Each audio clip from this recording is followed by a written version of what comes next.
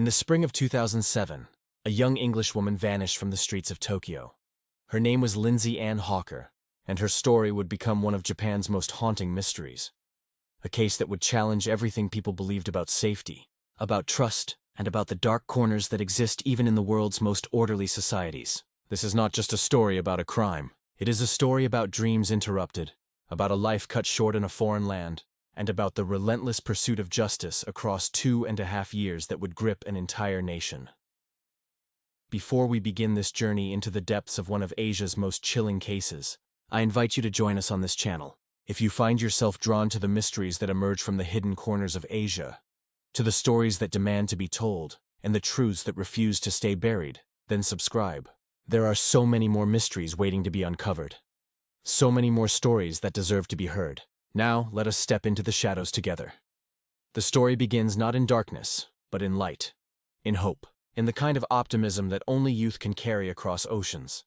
Lindsay Ann Hawker was born in 1980 in the English city of Coventry, to parents Bill and Julia Hawker. Her father worked as a driving instructor, her mother as a political counselor in a London public institution. They were an ordinary family living an ordinary life, raising 3 daughters in modest comfort. Lindsay had 2 sisters, Louise and Lisa, and from her earliest years, she distinguished herself as someone special, not through grand gestures or dramatic achievements, but through the quiet persistence of excellence. She was a student who took learning seriously, who saw education not as an obstacle, but as an opportunity. When she enrolled at the University of Leeds to study biology, she threw herself into her studies with characteristic dedication. In 2006, she graduated with honors, finishing first in her class. Her future seemed to stretch before her like an open road. She spoke of pursuing a master's degree, perhaps a doctorate. She wanted to contribute to the world of science, to make her mark in the academic realm. But Lindsay also understood something that many young graduates forget. She understood that life is not just about building a career. It is about building experiences, about collecting moments that shape who we become. She knew that once she committed to the rigorous path of advanced degrees and academic work, the window for adventure would close. The opportunity to explore, to immerse herself in something entirely different, would disappear beneath the weight of responsibilities and commitments. So, at 21 years old, fresh from her triumph at university, Lindsay made a decision. She would go to Japan. It was not a random choice. Japan represented something specific in Lindsay's imagination. It was, by many measures, the second safest country in the world. A place where streets remained empty of crime, where lost wallets were returned with all their contents intact, where order and respect formed the foundation of daily life. But beyond safety, Lindsay felt a genuine connection to Japanese culture. She appreciated its complexity, its beauty, its profound difference from everything she had known in England. To support herself in this new life, Lindsay chose a path that many young foreigners take when they move to East Asia. She would teach English. It is a profession that requires no special training beyond being a native speaker, a job that provides enough income to live while offering the flexibility to explore and experience a new culture. Within months of graduating, Lindsay secured a position at one of Japan's largest private English conversation schools, a prestigious placement that spoke to her capabilities and her promise. In October 2006, Lindsay arrived in Tokyo. She settled in the Koiwa district in an area that would become her home. A spokesperson from her new school later described her as someone who took her work seriously, who put all her effort into connecting with her students. But the adjustment was not easy. Japan, for all its wonders, was profoundly different from England. The language formed an impenetrable barrier. The customs, the unspoken rules of social interaction, the very rhythm of daily life, all of it was foreign. Lindsay felt the weight of homesickness pressing against her excitement. She maintained close contact with her family back in England. Regular phone calls, Skype conversations that bridged the distance between Coventry and Tokyo. Her parents, her sisters, even her boyfriend who waited for her back home, they all remained tethered to Lindsay through these digital lifelines. When December came and her birthday approached, her parents made the journey to Japan to celebrate with her. Her father would later recall how excited Lindsay seemed, how eager she was to show them all her favorite places. They visited Tokyo Tower together. They attempted to see Mount Fuji, though weather obscured the famous peak from view. Lindsay was building a life. A real life, not just an extended vacation. She rented an apartment in Chiba, a more affordable district outside central Tokyo, sharing the space with 2 other foreign women. Every day, she would bicycle to Chiba Station, lock her bike in the station parking area, take the train to work, and then reverse the journey in the evening. It was a routine, mundane, and comforting in its predictability. For 6 months, this life continued without incident. 6 months of teaching, of exploring, of slowly growing more comfortable in this strange new world. 6 months of safety. And then, on one ordinary evening in March 2007, everything changed. Lindsay was making her way home from work, following the same route she traveled every day. She arrived at Chiba Station and approached her bicycle, reaching for the lock with the kind of automatic gesture that comes from repetition. That was when he appeared, a man, a stranger. He approached her with a greeting, with a claim that she was his English teacher. But Lindsay knew better. She had never seen this man before. She was certain he was not among her students. So she responded politely, the way one does when confronted with a case of mistaken identity. She suggested there must be some mistake. She said goodbye. She unlocked her bicycle and began to pedal toward home. But the man did not accept this dismissal. Instead of walking away, instead of acknowledging his error, he began to run. He ran after Lindsay as she pedaled, matching her pace regardless of whether she accelerated or slowed. He would not be shaken. The path from the station to her apartment was narrow, offering few alternative routes, so the man simply followed, calling out questions as he ran. "Where are you from? How old are you? Why did you come to Japan?" Lindsay kept pedaling, kept moving, expecting at any moment that this strange man would tire and give up. But his endurance proved remarkable. He followed her all the way to the door of her apartment building, running the entire distance without stopping. It was a mistake to let him know where she lived. This is easy to see in hindsight, but in the moment, Lindsay may not have fully grasped the danger. Perhaps she thought the situation was merely awkward rather than threatening. Perhaps she believed that once she reached her home, the encounter would end naturally. Whatever her reasoning, she found herself standing at her own front door with this persistent stranger beside her. Before she could escape inside, he made a request. Could she be his private English tutor? The question itself might have been innocent enough, but the method of asking, pursuing someone through the streets, following them to their home, bombarding them with personal questions. This was not the normal way one approached a potential teacher. Lindsay declined politely. She moved to enter her apartment. That was when the man made one final request, one that would prove fatal in its implications. He asked for a glass of water. He had been running, after all. He was thirsty, and Lindsay, with the kind heart her parents would later describe as one of her defining characteristics, said yes. We cannot blame her for this decision. We cannot judge someone for showing compassion, for treating another human being with basic kindness. Lindsay also had a practical reason for allowing this man inside. She wanted to introduce him to her 2 roommates so that he would know she did not live alone, so that the other women would be able to identify this man if any future problems arose. But here, for anyone listening who might one day find themselves living far from home in a foreign land, there is a lesson written in Lindsay's tragedy. Never let a stranger know where you live. Never allow someone whose intentions you cannot read to cross the threshold of your home. When you are far from your family, far from the support systems that have protected you all your life, caution becomes more than prudence. It becomes survival. Lindsay invited the man inside. She introduced him to her roommates. His name, he told them, was Tatsuya Ichihashi. He was 28 years old, 6 years older than Lindsay. And as they spoke, he made his request again. Would Lindsay consider giving him private English lessons? This time, perhaps feeling more comfortable with her roommates present, perhaps thinking there was no harm in one professional arrangement, Lindsay agreed. She gave him her phone number so they could arrange a time and place for the first lesson. What Lindsay could not have known was that Tatsuya Ichihashi had been watching her. He had followed her before. This was not a chance encounter or a case of mistaken identity. He had been observing Lindsay, learning her patterns, waiting for his opportunity. When he approached her that evening at the station, it was not the beginning of his interest.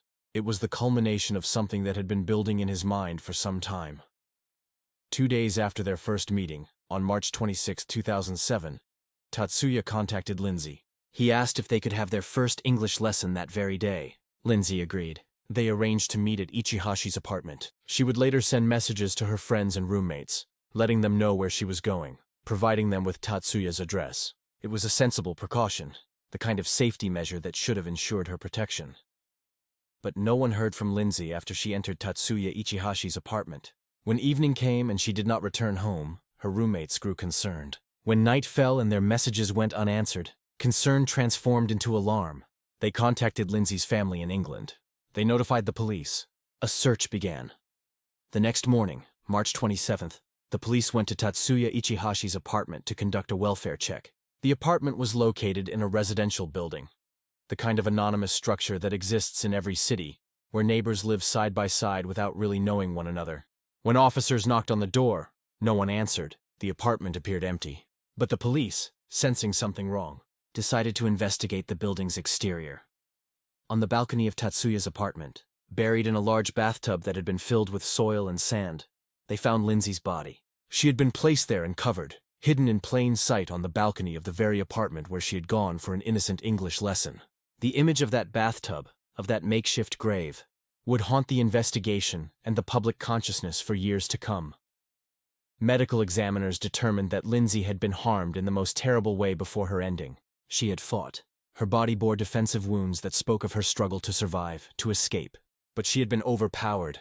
The cause of her passing was determined to be compression of the neck. She had been strangled. The horror of her final moments, trapped in that apartment with a man she had tried to help, is something that defies adequate description. When police entered the apartment to investigate, they found a scene that suggested panic and hasty flight. There were signs that someone had left quickly, abandoning possessions in their haste to disappear. But Tatsuya Ichihashi himself was gone. He had fled, vanishing into the vast maze of Tokyo before the police discovered Lindsay's body. By the time investigators identified him as their primary suspect, he had already begun what would become an extraordinary 2.5-year journey into the shadows. The investigation revealed troubling details about Tatsuya's background. Police discovered that this was not his first offense. He had a history of disturbing behavior toward women. Just 4 months before Lindsay's ending, in November 2006, he had been arrested for attempting to assault another woman. He had approached his victim in a strikingly similar manner, claiming to need English lessons, following her, cornering her. But in that instance, the woman had managed to fight him off and escape. Tatsuya had been arrested, but he was released after posting bail. The case was still pending when he encountered Lindsay. The question that haunted investigators and the public alike was simple and terrible. If Tatsuya had been kept in custody, if he had been monitored more closely, would Lindsay still be alive? The systemic failures that allowed a dangerous man to walk free became a source of bitter controversy and recrimination. But now the priority was finding him. The Tokyo Metropolitan Police launched an intensive manhunt. Tatsuya Ichihashi's face appeared on television screens across Japan, on wanted posters in train stations and public spaces. For a nation unaccustomed to violent crime, his case became a sensation and a source of collective anxiety. How could someone simply disappear in Japan, where order and surveillance seemed to cover every corner of society? What the public did not know was that Tatsuya Ichihashi had planned his disappearance with remarkable calculation. He understood that in modern Japan, with its extensive surveillance networks and connected databases, a person cannot simply vanish through conventional means. He needed to become someone else. He needed to transform not just his name, but his very appearance. Tatsuya's first step was to acquire a fake identity. Through channels that investigators would later struggle to fully trace, he obtained false identification documents. These documents allowed him to find work, to rent rooms, to move through society without triggering the automated systems that might flag his presence. He took jobs that paid in cash, positions that did not require thorough background checks. He worked construction. He labored in agriculture. He took whatever employment would keep him fed and sheltered while remaining invisible to official scrutiny. But false documents alone were not enough. Tatsuya's face had been broadcast across the nation. Anyone who looked at him carefully might recognize the wanted man from the news. So Tatsuya decided to do something drastic, something that would become one of the most disturbing aspects of his entire case. He decided to change his face. Unable to visit a legitimate medical facility where his identity might be discovered, Tatsuya performed cosmetic procedures on himself. The methods he used were crude and agonizing. According to his later testimony, he used scissors to cut the flesh of his lips, trying to make them thinner.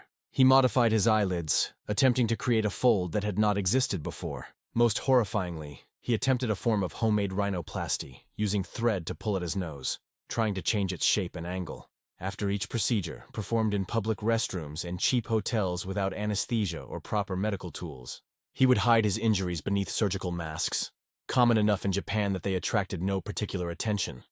The pain must have been extraordinary. The risk of infection, of permanent disfigurement, of serious injury was immense. But Tatsuya endured it all because he believed it would grant him the freedom to move through the world without fear of recognition.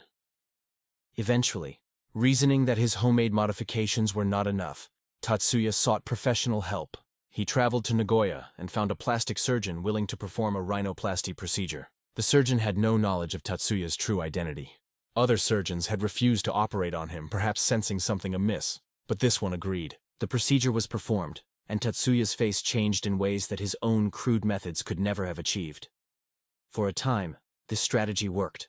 Tatsuya moved through Japan like a ghost, visible but unrecognized. He traveled from city to city, never staying in one place long enough to draw attention, always keeping one step ahead of the investigation that continued to search for him. His parents, devastated by their son's actions and the shame they brought upon the family, held a press conference where they tearfully apologized to Lindsay's family and to the nation. They could offer no explanation for their son's actions, no insight into how he had become capable of such horror. Meanwhile, Lindsay's family in England lived through their own kind of nightmare. The Hawkers, Bill, Julia, Louise, and Lisa, had to process not only the loss of their beloved daughter and sister, but also the knowledge that her life had been taken in such a terrible way, so far from home. They traveled to Japan repeatedly, working with police, pushing for progress in the investigation, refusing to let Lindsay's case fade from public attention. Bill Hawker spoke to the media about his daughter's character, about her kindness, about how she had come to Japan because she loved the country and its culture. The irony of that love, given what had happened to her, was almost too painful to articulate. 2 years passed, 2.5 years of searching, of dead ends, of a fugitive who seemed to have mastered the art of invisibility. The case began to take on an almost mythical quality in Japan. How could someone remain at large for so long in a nation known for its efficiency and its extensive surveillance networks? Where was Tatsuya Ichihashi? Then, the break came from an unexpected quarter. The plastic surgeon in Nagoya, who had performed Tatsuya's rhinoplasty, began to suspect that his former patient might be the fugitive everyone was seeking. As police intensified their theory that Tatsuya had undergone plastic surgery to evade capture, the surgeon realized the truth. He came forward and provided investigators with something invaluable: a recent photograph of Tatsuya, taken after the surgery as part of standard before and after documentation. This new image was distributed immediately. It appeared on television, in newspapers, on police bulletins across the nation. The photograph showed a man whose face had indeed changed from the original wanted posters, but not so dramatically that recognition was impossible. The modifications to his features were visible, traceable, distinctive. Tatsuya would later describe the moment he saw his post-surgery face broadcast across national media. He said his heart began to race uncontrollably. He stood trembling before a television screen, knowing that his carefully constructed anonymity had shattered. He fled the hotel where he had been staying, cut his hair, even purchased a disguise kit with a fake mustache and sideburns. But these desperate measures came too late. On November 10, 2009, a citizen recognized Tatsuya Ichihashi as he attempted to board a ferry in Okinawa, the southern island prefecture of Japan. The alert citizen contacted police, and officers moved quickly to intercept him. When approached by law enforcement, Tatsuya was asked to state his name. For the first time in 2.5 years, he did not lie. He did not use his false identity. He simply answered with the truth. "I am Tatsuya Ichihashi." His capture brought a wave of relief and resolution across Japan. The man who had eluded one of the world's most sophisticated police forces for years was finally in custody. But for Lindsay's family, this moment marked not the end of their ordeal, but the beginning of a new kind of suffering, the trial, where they would have to confront the man who had taken their daughter from them, where they would have to hear the details of her final hours, where they would have to look into the eyes of someone who remained, in their view, fundamentally incomprehensible. Initially, Tatsuya was charged only with abandonment of a body, a significantly lesser offense than what the evidence suggested. Japanese law gives investigators 23 days to hold a suspect before filing formal charges, and during much of this time, Tatsuya refused to confess to the full extent of his actions. He claimed Lindsay's passing had been an accident. He admitted to harming her, but insisted he had not intended to end her life. He gave conflicting accounts of what had happened in his apartment that day, contradictory stories that suggested to investigators he had not truly processed or accepted responsibility for what he had done. A police spokesman stated that Tatsuya's declarations were irrational and unnatural, contradicted by physical evidence, and that they did not believe he had truly reflected on his crime from the depths of his conscience. Finally, 4.5 years after Lindsay Ann Hawker was taken from the world, justice was served in a court of law. Tatsuya Ichihashi was convicted and sentenced to life imprisonment, but this verdict brought mixed feelings for those who had followed the case. Many people in Japan, including members of Lindsay's family who had traveled to attend the trial, believed Tatsuya deserved the maximum penalty available under Japanese law, the sentence of death. However, the court ruled that Tatsuya would be spared this ultimate punishment. The reasoning provided was that he was young at the time of his crime, that he had no prior criminal convictions, a statement that ignored his previous arrest for attempted assault, and that he was not a criminal by nature. The court suggested he had the potential for rehabilitation. To understand this decision, one must understand how Japan applies its capital punishment laws. The sentence of death exists in the Japanese legal system, but it is reserved primarily for those who commit multiple grievous offenses. Very few individuals who have taken only one life receive the ultimate penalty, regardless of the circumstances. The decision in Tatsuya's case followed this general pattern, though it provided little comfort to those who believed his actions warranted the most severe response available. When the verdict was announced, Lindsay's father Bill addressed the media and thanked everyone involved in bringing the case to its conclusion. He thanked the Japanese police, despite his frustrations with certain aspects of the investigation. Most significantly, he thanked the Japanese people themselves. Lindsay came here because she loved Japan, he said. I feel as though Japan has not let her down. It was a statement of remarkable grace from a man who had endured an unimaginable loss. The story, however, did not end with the conviction. In 2013, Tatsuya Ichihashi published a book from prison titled, Until I Was Arrested, the blank 2 years and 7 months. The book detailed his life as a fugitive, the methods he used to evade capture, the psychological journey he traveled during those years of running and hiding. He offered the royalties from this publication to Lindsay's family. They refused, wanting nothing to do with him or anything connected to him. The book was published anyway, adding another layer of pain to a family that had already suffered more than any family should have to endure. The most difficult aspect of the verdict for the Hawkers is the knowledge that under Japanese law, Tatsuya Ichihashi could potentially be granted parole after serving a portion of his life sentence. The possibility that he might one day walk free, that he might eventually return to society, is a source of ongoing anguish. Yet Bill Hawker has tried to find peace despite this uncertainty. To be honest, I'm afraid of what the future holds, he said. But I know we have done everything we could. We owed that to Lindsay, and we will never forget her. All I want to do now is go back to being me, a driving instructor, a terrible pool player. I just want to be myself again. There is something profoundly moving in these words. After years of being defined by tragedy, by loss, by the role of grieving father seeking justice in a foreign land, Bill Hawker simply wanted to reclaim his ordinary life. It is a modest desire, and yet one that speaks to the fundamental disruption that violence creates in the lives of those left behind.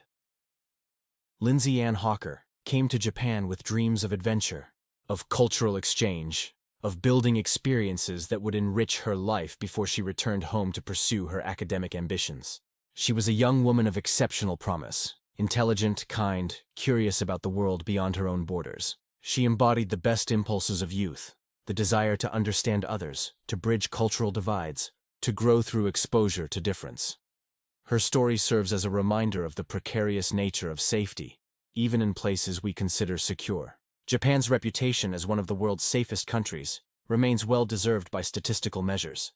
But statistics cannot eliminate the presence of evil. They cannot prevent the actions of individuals who choose to harm others. Lindsay's tragedy does not indict an entire nation or culture. Rather, it reminds us that vigilance and caution are necessary everywhere, that trust must be carefully extended, and that the vulnerability we all carry as human beings requires us to look out for one another.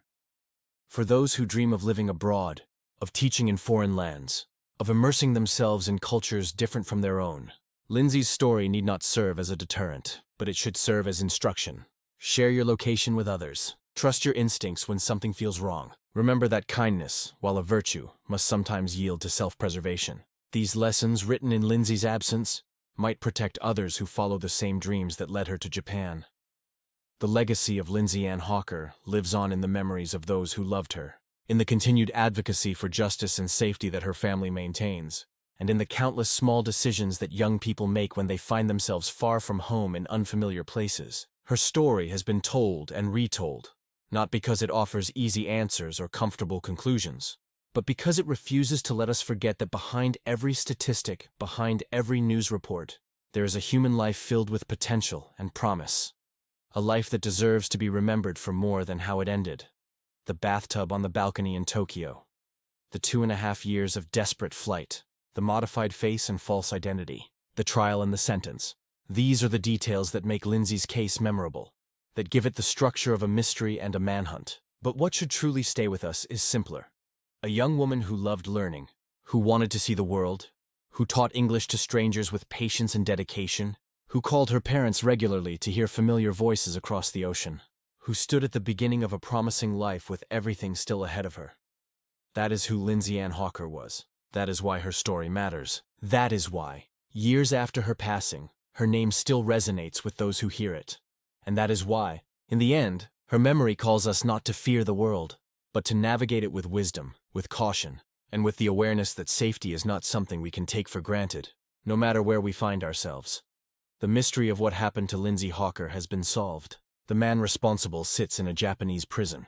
But the deeper mystery, how to protect the innocent, how to recognize danger before it strikes, how to balance openness to the world with awareness of its darkness. That mystery remains with us still, waiting for answers we must each discover on our own. If this story has left you reflecting on the fragile line between adventure and tragedy, between trust and caution, between the world as we hope it is, and the world as it sometimes reveals itself to be, then consider joining us for more journeys into the hidden corners of Asia. Subscribe to this channel, and together we will continue to explore the mysteries that emerge from this vast and complex region. Stories of disappearances and discoveries, of justice sought and sometimes found, of the inexplicable events that remind us how much remains unknown. These mysteries wait in the shadows, and there are so many more stories that deserve to be brought into the light. Lindsay's story ends here, but the questions it raises continue. The conversation it begins does not stop, and the memory it preserves ensures that a young woman who traveled across the world with hope in her heart will never be forgotten.